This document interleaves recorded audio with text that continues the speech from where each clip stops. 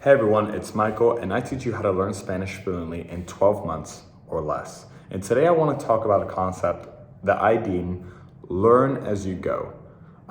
This is a lesson that I learned really the hard way. And I'm going to teach you why it's so important and why you need to incorporate it into your learning. So learning as you go means not getting overwhelmed, thinking about everything that you have to do and taking one step at a time. So what does that look like in language learning? So in language learning, that looks like having conversations and struggling, right? Because you're just starting off and just, okay, what was the most important word that I had to say today? Caminar. Because I was trying to tell him that I want to walk somewhere. Okay, now I know caminar, I know the word. I'm gonna say it in my next one. And then after that, you know what? It's kind of hard to say that in the past tense. Let me learn that, and then in the next one I'll go. That's learn as you go. What is not learn as you go? Just like they teach in high school and university. All right, everyone, don't speak to anyone. Just start reading the textbook and we're gonna do a bunch of quizzes and lessons. And we're gonna do tests and we're gonna learn the subjunctive. I know you don't even know how to say where you're from. You don't know how to say that the flight that you were on was good on the country that you went to. I know you don't know any of that stuff, but let's really review the conditional and the subjunctive. That is not learning as you go. That is, I'm bored to tears and I'm gonna cry and I'm gonna leave this class. So learning as you go has really been the crux, the epitome of my learning and having stuff stick. So the best way for me to learn vocabulary is this. That is my secret sauce. That is the secret to learning vocabulary for me. It is learn as you go. I've never, ever have had to use flashcards. Now I do want to learn German. I do want to learn Japanese in the future, and I might have to use flashcards for that. I'm not sure yet. But for the Romance languages that I've learned, I know it's more similar to Spanish, so it's easier, but I've never had to use flashcards. And I really do believe it's because I'm not trying to learn nature words, as I say in my other videos. I'm not trying to learn how to say chair and table, and it's like, oh yeah, how do you say that? It's like, no, I'm only learning things that I need to know. And you know the words that I really don't forget? It's the words that during the 1 hour conversation, or not 1 hour, because I'm just starting off, but the half an hour conversation or 15-minute conversation that I'm having is like, oh my gosh, I don't know what word it is that I'm trying to say. And my partner can't help me because they're just like, I don't know what you're trying to say. And we just move on. But it's just coming up so often. It's like, oh my God, how do I say it? And finally they tell me, or I look it up online. I'm like, that's how you say it. Oh my gosh, I was trying to say put. Poner, that is the verb. Oh, I will never forget that. Oh my gosh. Okay, finally. And then you go into your conversation next time and you start using it. Sí, yo pongo, tú pones, nosotros ponemos, y vamos a poner. That's when you're like, finally, I'm not going to forget it.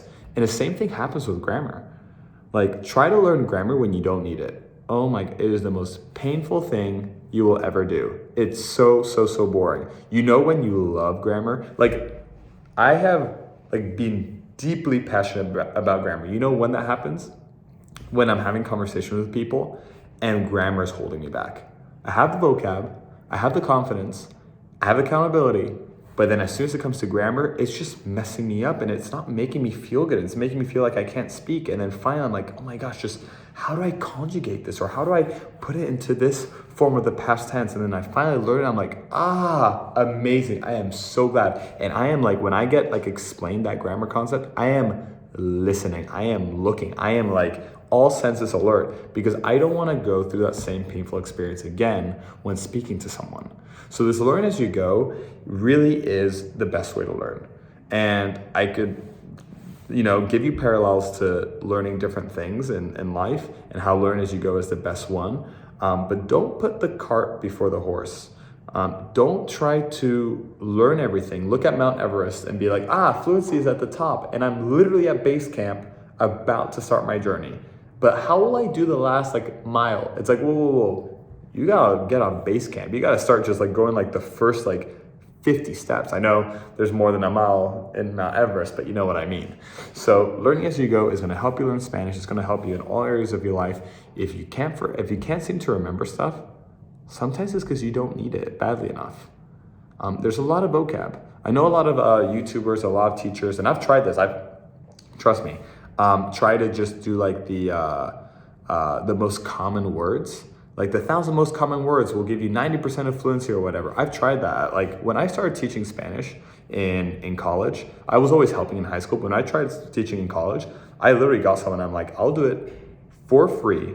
Just let me experiment with different ways of doing it. And they're like, sure. And they were great. But a lot of them didn't work. And I was like, just learn the first 1,000 words. Like, okay. And she would try to memorize them, and she'd like, she'd do her little vocab words, and then she'd come and she'd like recite all of them. But it was so out of context. She didn't know how to put into a sentence, how to conjugate it, how it relates to everything. So even though they were the most common words that you're gonna need to know, it's like it wasn't in line. So like, it's almost like, I've always thought like, when someone's like, where do I start in Spanish? It's like, try to speak to someone right now. Try to speak to me. Hola. Hola. Okay, cool. First step done. ¿Cómo estás? Bien. ¿Y tú? Bien. That's it. I want to say, how was your week? Boom. Next lesson we have to learn. How was your week? That's how we start. Or we start with like, I kind of want to tell you what my name is. I don't know. Well, mi nombre es, me llamo, and we start going through that. That's like literally how you start, because the pain of wanting to avoid that embarrassing like encounter with someone is what's going to push you to learn it. So when someone's trying to learn like, how was your week? My name is, I have a family, I'm from this place. If you're trying to teach them how to like do the subjunctive and the conditional, it's just not going to work.